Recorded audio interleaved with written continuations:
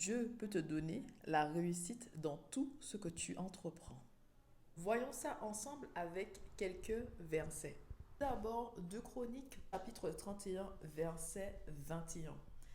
Pour tout ce qu'il entreprit, qu'il s'agisse du service du temple de Dieu, de l'obéissance à la loi et aux commandements, il chercha à plaire à son Dieu de tout son cœur et tout lui réussit. Donc cherche à plaire à Dieu, fais les choses selon le Seigneur, laisse le Seigneur guider tes pas et tu verras qu'il va bénir ce que tu entreprends. Et tu peux lire ça également dans le psaume 1 et dans le psaume 92. Le juste sera fécond jusque dans sa vieillesse. Maintenant, 2 Chroniques, chapitre 26, verset 5.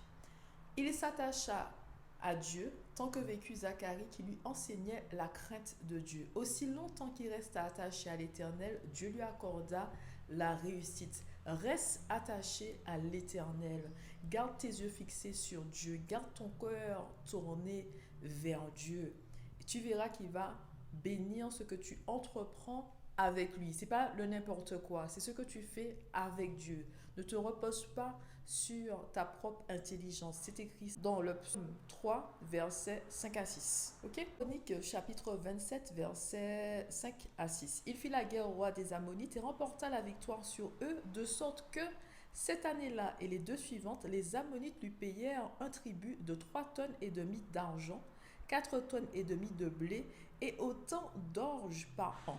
Jotham devint très puissant parce qu'il vivait dans la droiture devant l'Éternel son Dieu. Ok, encore des bénédictions, la puissance. Pourquoi?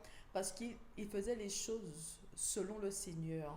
Il vivait dans la droiture. Il faisait ce qui était juste et bon aux yeux de Dieu. Et ça, Romains chapitre 12, verset 2, quand on nous dit qu'il ne faut pas se reposer sur les traditions, le modèle de ce monde. Ok?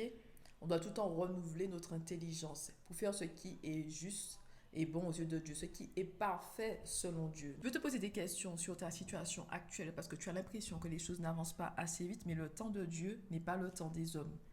Ok, prends courage et fortifie-toi. Marche pas à pas avec Dieu pour voir ta situation changer avec le temps. Dieu fait toutes choses belles en son temps. C'est écrit dans Ecclésiaste chapitre 3, verset, je dirais 10.